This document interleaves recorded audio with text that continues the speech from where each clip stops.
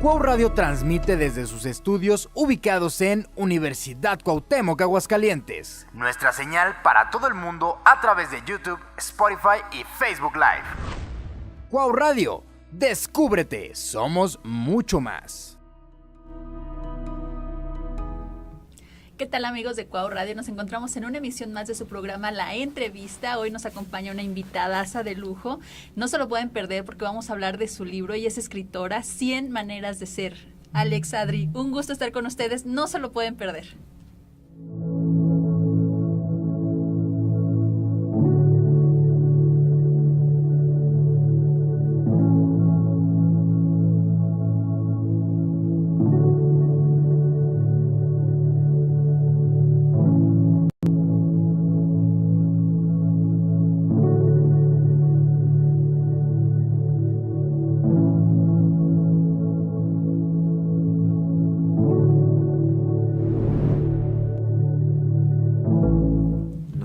Y como bien se los comentaba, nos encontramos completamente en vivo desde cabina de Cuau Radio de la Universidad Cuauhtémoc, y como se los mencionábamos, nos acompaña la escritora Adri de León. Del deporte y la naturaleza a la intimidad y calidez del papel y pluma, Adri de León lleva su forma particular de ver la vida, de imaginación y fantasía, con el afán de que identifiques con sus historias, invitando al autoconocimiento. Adri, qué gusto tenerte con nosotros esta tarde. No, pues al contrario, es un gusto para mí. Agradezco muchísimo la invitación. La verdad, pues es algo que me honra mucho poder compartir, ¿no? Poder platicarles un poquito de lo que me llevó a esta parte de escribir este libro. Entonces, pues gracias, muchas gracias por invitarme aquí. No, hombre, un gustazo. Alex, ¿cómo te encuentras el día de hoy? Bien, siempre he dicho, nuevos días, nuevos milagros, ¿no? Y siempre aprendemos algo bueno. Y la belleza de este programa es justamente que siempre aprendemos algo nuevo de alguien.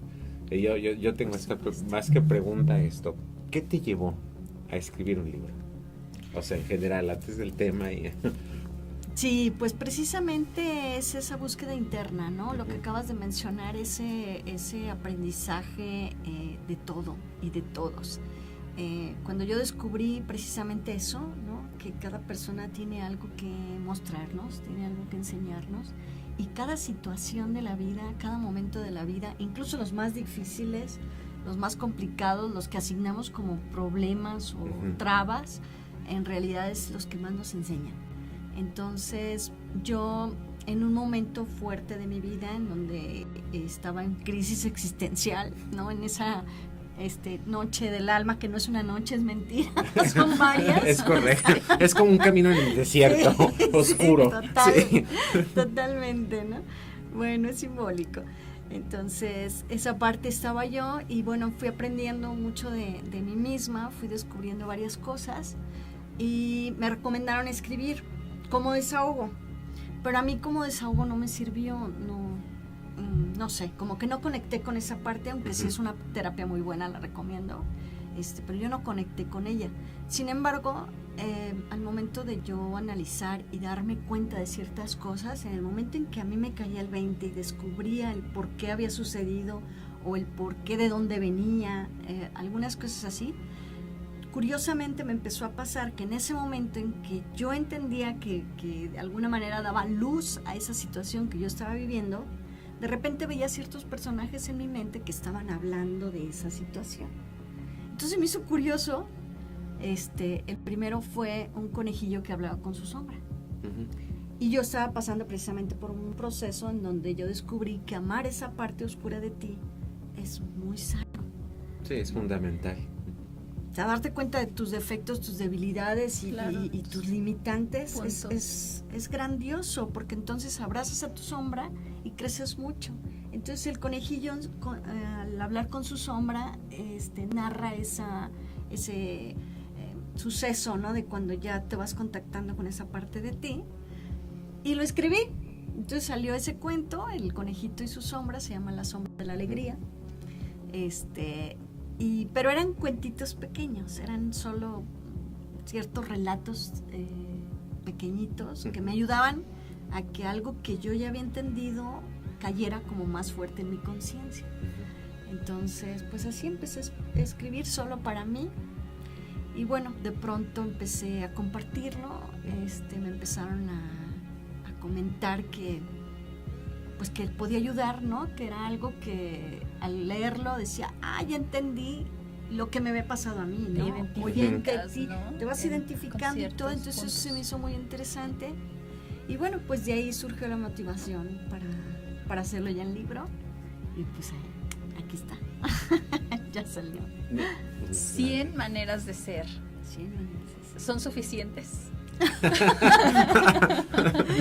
Sí, pues yo creo que no hay límite, ¿no? O sea, la verdad es que a veces en un solo día somos varias personas. Sí, definitivamente. ¿No?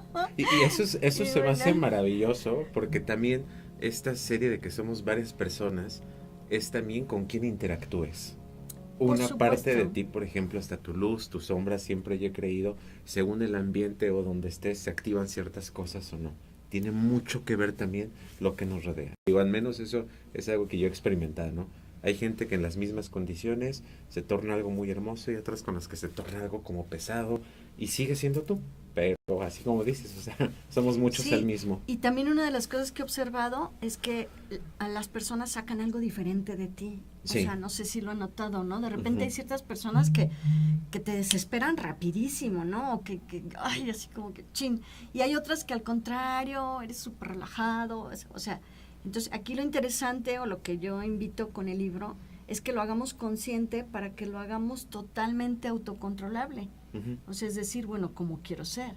¿Sí? Ante una situación en donde debo de ser suave, pues voy a sacar esa parte suave, empática, agradable, ¿no? En donde tengo que ser fuerte, pues no voy a sacar al tímido, miedoso, ¿no? Al contrario, voy a sacar esa parte de fuerza que es necesaria en ese momento. Entonces, cuando nos conocemos, empezamos a tener ese autocontrol. Y eso se hace muy divertido. Sí. Platícanos más del libro, porque ¿cómo son estas 100 maneras de ser? ¿Cómo lo habías comentado que es novelado, que es una historia, pero platícanos más sobre esto? Sí, en realidad el personaje es una chica que pierde la memoria y de repente no sabe ni de dónde viene, ni de dónde va, ni se acuerda de su nombre. Entonces a lo lejos ve un pueblecillo y se dirige hacia allá. Obviamente cada parte tiene varios símbolos, ¿no? Todo tiene que ver con el autoconocimiento, la autorreflexión. Entonces, ella llega ahí al pueblo con una señora que le da ciertas herramientas y le indica un camino a seguir. Ese camino, pues es también precisamente en donde empiezas a ver qué es lo que está pasando contigo, ¿no? A darte cuenta que todo lo que pasa es por ti, porque normalmente el ser humano nos han enseñado por muchísimo tiempo a culpar lo que pasa afuera o a los demás por nuestras respuestas, ¿no? O por lo que pasa, pero en realidad todo pasa por ti, tú lo generas, tú lo atraes. Entonces, bueno, todo es un camino hacia allá. Y cuando llega a una casona en medio de unas montañas, ahí se encuentra, que es el corazón del libro, ahí se encuentra con varios personajes que son ella misma. Entonces, eso es donde te relata, ¿no? Te muestra cómo te vas a ir topando con diferentes yos. Claro. Entonces, ahí se encuentra, por ejemplo, con la típica, que el que dirán, el estar esperando, aprobación, qué importa, el nombre, el apellido, etcétera, ¿no? Y en cambio hay otra muy opuesta que es súper hippie, que todo está bien y súper guau, y ninguna está bien ni está mal, simplemente son aspectos de ti que si conoces, pues los manejas después a voluntad, ¿no? Y obviamente está el personaje oscuro, ¿no? El personaje de la depresión, siempre oculto, queriendo salir, pero que tiene un trasfondo y un mensaje muy especial, porque entre más oscuro te da un mensaje de mayor luz. Eso tiene muchísimo sentido, mayor oscuridad, mayor luminosidad, DVD, ¿sí? Así es. Y en este camino por 100 maneras de ser, ¿cómo te encontraste a Adri dentro del personaje? No sé si me doy a explicar. Sí, bueno, pues es totalmente yo, ¿no? O sea, es el personaje, es esa parte de mí de la búsqueda, o sea, tiene que ver todo conmigo. Hay muchas cosas que les metí drama, ¿no? Inventado o exagerado o disminuido a veces, precisamente pues para hacer la emoción del libro, ¿no? Pero en síntesis, pues es mi proceso de autoconocimiento. Algo que me llama la atención del libro, y yo creo que está un poco conectado, me recuerda a una película que particularmente me gusta mucho, que se llama Everything Everywhere All at Once, todo aquí, todo en todas partes al mismo tiempo, con Michelle Yeoh, de todas sus versiones que ella puede ser, pero que al final todas son ellas. Va por ahí, o me recuerda un poco, siempre pongo la metáfora de Kung Fu Panda 3, cuando él dice, ¿y quién soy yo? El hijo de un ganso, el guerrero dragón, alguien que vende fideos, maestro, alumno, y que dice, resulta que soy todos, ¿no? O sea, porque me imagino lo que tú estás diciendo es que Adri son esas 100 maneras de ser y las que puedan seguir saliendo. Es sí. Conocer eso, o sea, ¿sí me explico? Sí, exactamente. Aquí, bueno, aunque yo soy la autora, el personaje de la historia no tiene nombre, porque como les comentaba, ella inicia dándose cuenta que perdió la memoria y no se acuerda de su nombre. Entonces, ese punto se resuelve al final. Eso sí, pues hasta el final lo van a ver. Sí, claro. Pero sí, definitivamente es esto que estás comentando, ¿no? De que ella se enfrenta a estos personajes que son ella misma. Todos tienen un nombre diferente, menos ella, porque ella pues no lo recupera hasta el final. Pero los demás sí todos tienen un nombre, ¿no? Porque se va identificando. Porque es muy importante el nombre, o sea, el nombre nos identifica, el nombre nos da incluso un destino. La importancia del nombre es enorme, enorme. El nombre con el que pues de alguna manera encarnamos en esta vida nos define un destino. Para mí tiene esa importancia, incluso hasta los apellidos, ¿no? Entonces, yo sugerí el nombre de cada personaje precisamente por esto. Por la carga que tiene, ¿no? Por todo el contenido del personaje, de lo que es, de lo que está proyectando, de lo que tiene que superar. Entonces todos los demás personajes sí tienen nombre por esto.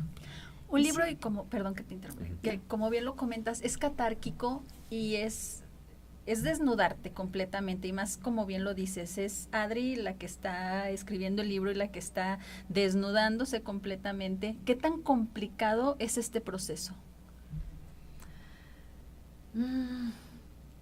Pues fíjate que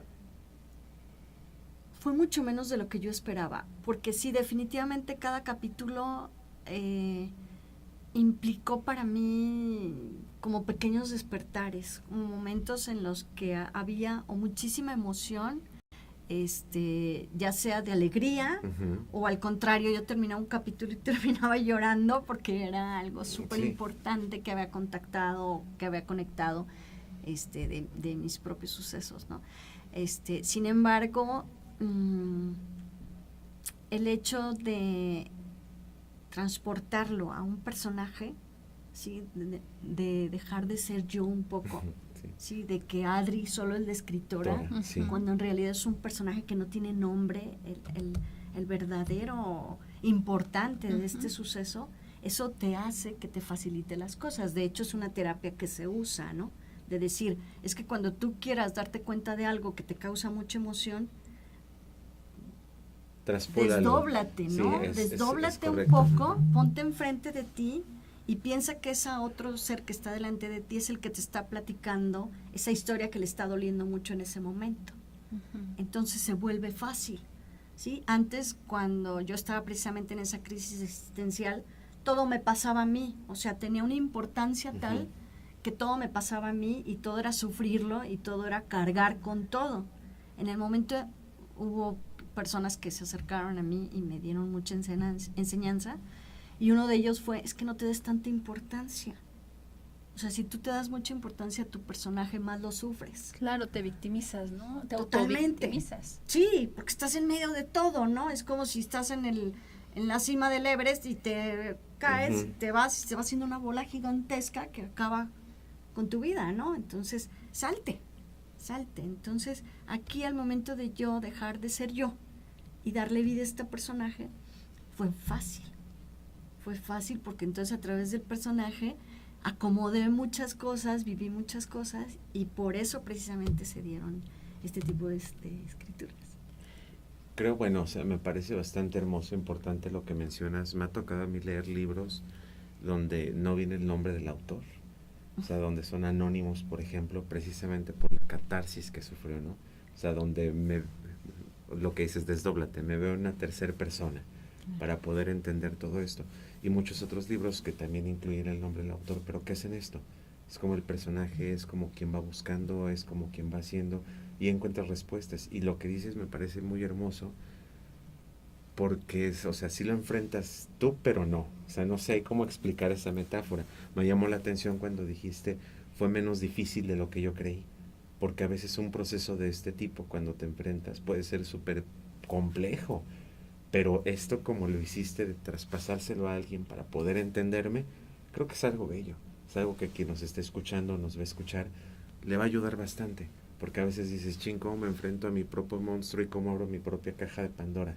Ábrela y deja que alguien más la absorba. Deja que alguien la haga para que te explique. Creo que por aquí va, ¿no? También. Por supuesto. Y eso en realidad es muy bueno, muy cierto. Incluso yo sugiero que le pongan hasta nombre, ¿no? De pronto una parte de ti que no te guste, algún defecto o algo.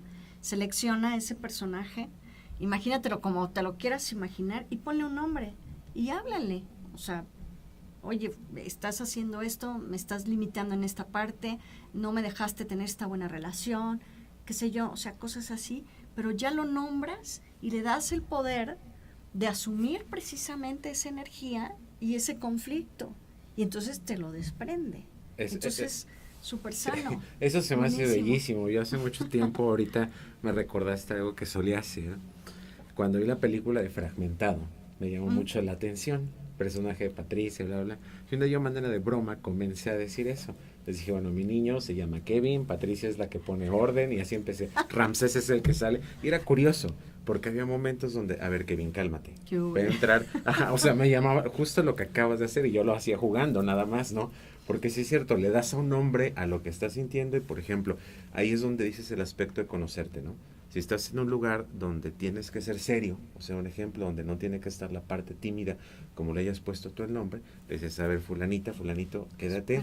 Ajá, y va a entrar, no sé, Alejandro, sí. Es el que va, el conquistador, ¿no? El que va ahí a ordenar, tú no te preocupes. Eso se me hace muy bello también. Es sí. Muy interesante. Sí, pero tienes que conocerte muy bien. Sí. Y tener un autocontrol, porque muchas veces los mismos nervios te traicionan y no dejan que ese otro personaje salga a la luz y te traiciona completamente. La práctica es el maestro, ¿no? Fíjate que ese es un muy buen punto, porque precisamente en ese orden debe de ser. En el primero, conócete, ¿no? Tú estás en medio de un conflicto y es buenísimo decir, ¿tú quién eres? ¿Quién es el que está llorando? ¿Quién es el que está sufriendo? ¿Quién es el que está metiendo pleito? ¿Quién es el que está haciendo ese drama? ¿Quién eres? Entonces, si tú te preguntas a ti misma eso, entonces sale ese personaje, se empieza a reflejar adelante de ti y dices, ok, sí, es más, hasta se parece cuando mi mamá hacía esto, se parece cuando mi papá hacía el otro, se parece a tal personaje de un tío, un pariente, algo venido de la religión o del, no sé, de un montón de información que traemos en esa maleta, pues desde que nacemos, ¿no? Entonces ahí cuando tú lo separas de ti dices, ¿quién eres?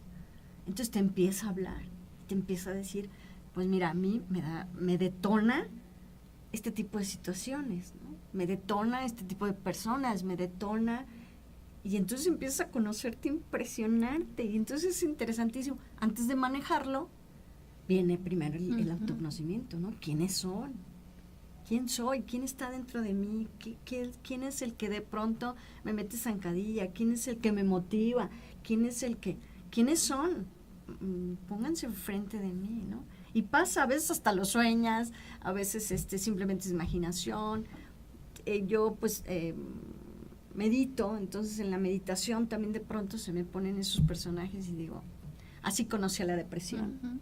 en una meditación muy profunda, se puso ante mí a una persona que venía como de la oscuridad, y cuando se acerca veo que tiene mi cara, pero extremadamente enferma, o sea, con una expresión terriblemente demacrada, enferma.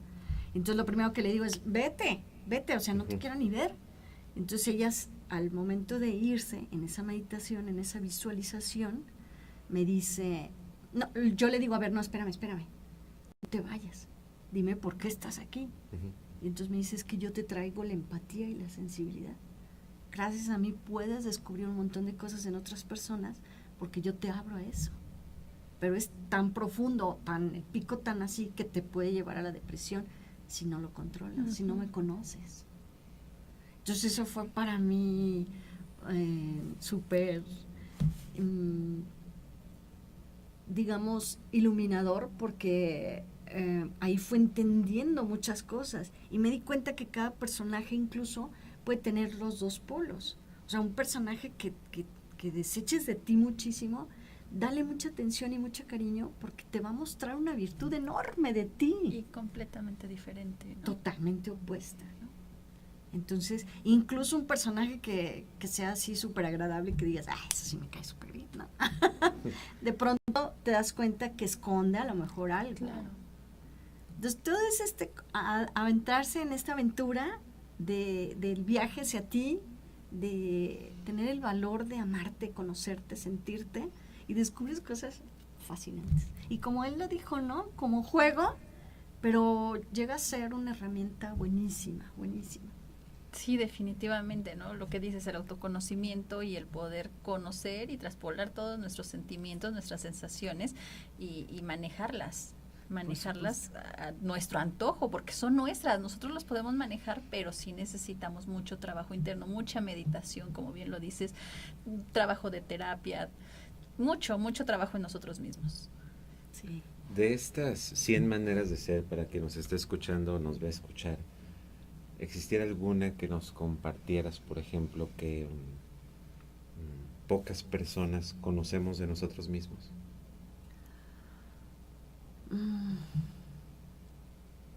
Pues mira, en realidad son personajes que casi todos tenemos. En ¿Hay realidad, alguno, por ¿no? ejemplo, que al momento de escribir dijeras, como que no le prestamos mucha atención? O sea, a lo mejor, como dices, hay emociones, sensaciones, tristeza, dolor, frustración, miedo, pero alguno que dices, a veces como que lo olvidamos, como que ni siquiera le escuchamos, porque dentro de las sensaciones nos pasa.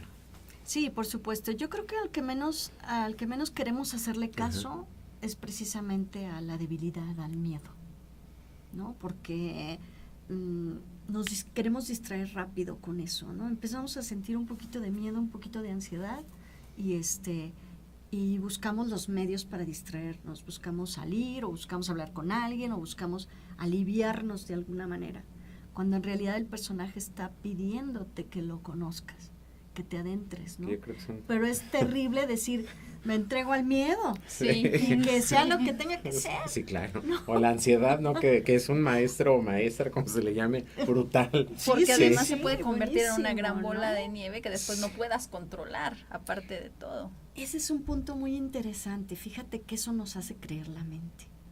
O sea, en realidad la mente no le gusta que conozcamos esas partes de ahí, entonces nos hace creer. Hay un personaje aquí que se llama Señor Miedo, precisamente, el Señor Miedo, ¿no? En donde ella habla con él y empieza a trabajar. Y el Señor Miedo le dice, yo no soy quien te limita, porque el miedo no es limitante, eso te hicieron creer. En realidad quien te limita eres tú, porque no quieres entrar a ver la lección. No quieres entrar porque piensas que ya no vas a salir de ahí. Yo viví una época de depresión muy fuerte y una de las cosas más terribles de estar en depresión es que te convences a ti mismo que no vas a salir de ahí. Es muy difícil para un depresivo creer que va a pasar. Uh-huh. En ese momento tú dices, Ya. Sí. ya no hay más. Pero es un engaño de tu mente. Eso es la mentira más grande porque no hay nada que se quede permanente. Nada, por la misma naturaleza de la vida, nada es permanente. Entonces eso es mentira. Entonces, cuando tú quieres entrar en algo y dices, híjole, es que si voy a ir y ahí me quedo, eso no puede pasar. Eso es imposible por naturaleza propia. Entonces, pues sí nos da miedito, pero se puede pasar y entonces descubres regalos inmensos ahí. Sí, claro, porque al fin y al cabo él es un precursor para que salgas de la zona de confort. Él es un precursor para escucharte y decirte, escúchame, yo estoy aquí, bueno, como emoción básica para proteger ciertas cosas, pero también para del salto. Si no, no te vas a dar cuenta. Y lo que tú dices sí es verdad. Una gran escritora que conozco, que trabaja también en este programa, a ella le gustan los laberintos. Al fin y al cabo, así como tú dijiste que el cerebro no permite, a mí me encanta esta metáfora, ¿no? El cerebro tiene estos laberintos internos donde en un laberinto te cuesta encontrar la salida. Y cuando crees que ya vas por algo, resulta que no y es otra. Y yo sí creo que la mente tiende a ser así. Es que fíjate que le tenemos miedo o tratamos de evitar las dificultades, lo complejo de un laberinto, por ejemplo. Si dices, ¿para qué me voy a meter en rollos de meterme algo que no sé ni por dónde voy a ir? Pues aquí mejor me quedo. Pero es mucho más peligroso y dañino esa zona de confort, Uh-huh. porque Sí, entonces claro. ahí no creces, ahí no pasa nada. Ok, a lo mejor no sufres emociones demasiado fuertes, pero tampoco creces. Y a eso venimos, o sea, a descubrirnos, a vivirnos, a ver ese ser que tenemos dentro que es precioso en cada uno de nosotros. Y si no nos atrevemos a meternos en un laberinto para perdernos y para sufrirlo, pues ¿cómo lo vas a descubrir? Si a alguien que nos esté escuchando o nos escuchará, pudieras decirle si esta persona está en esta idea, por depresión o no, por dolor, donde dice, ya no hay más. O sea, que está en este miedo. ¿Tú cómo lo escuchaste?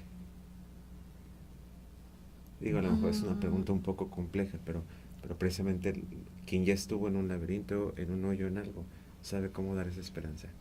Y Sí, aquí está. por supuesto. Porque creo que el mensaje vivo es este, ¿no? Sí se puede. Pero ¿qué fue lo que hiciste para decirle, a ver, al miedo ven, a la ansiedad, te escucho? Mira, cuando ya estás en una depresión muy fuerte, una de las cosas que se te anulan, primero, es la capacidad de decidir. Uh-huh. Eso es muy complejo y muy difícil porque queremos que el depresivo tome buenas decisiones o tome decisiones. Sí, claro. En realidad no puede.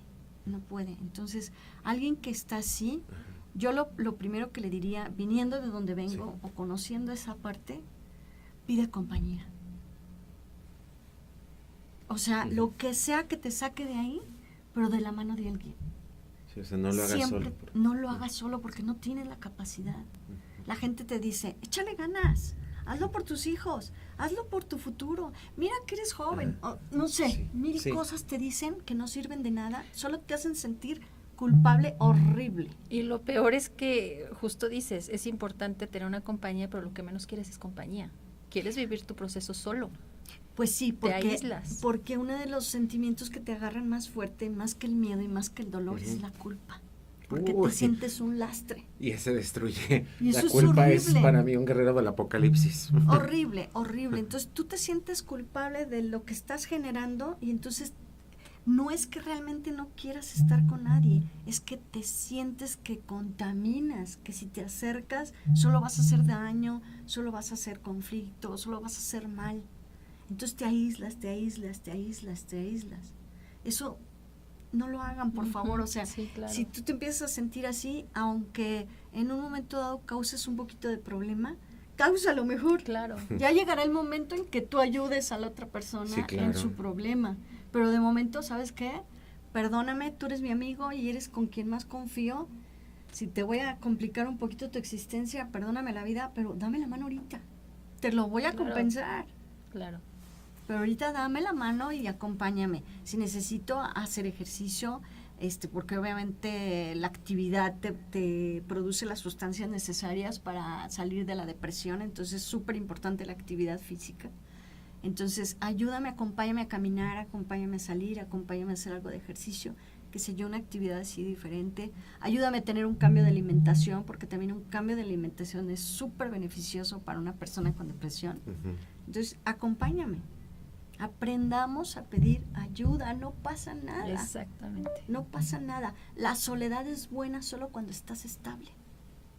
¿Sí? En un momento dado en que tú no estás depresivo, estar solo es de lo más hermoso porque no estás solo, estás contigo. Claro. Pero en depresión, no. En depresión no hagamos eso, porque entonces ahí se va alargando y se van pasando los días y días y días y no hay cambio.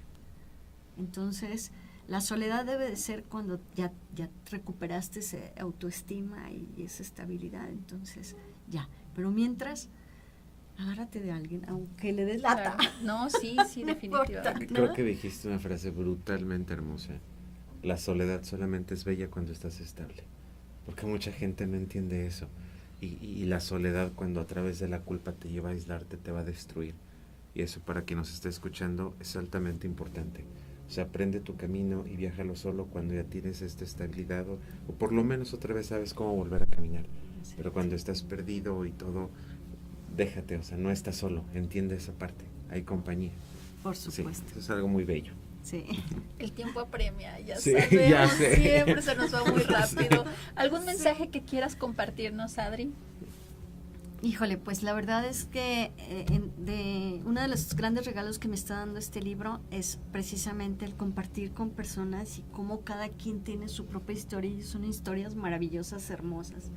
Entonces para mí mi mensaje es: enamórense de ustedes mismos, conózcanse, no importa que descubran personajes que sientan a lo mejor hasta vergüenza o miedo o dolor o lo que sea, anímense a conocerse, anímense a tener contacto con estos personajes y enamórense de ustedes mismos.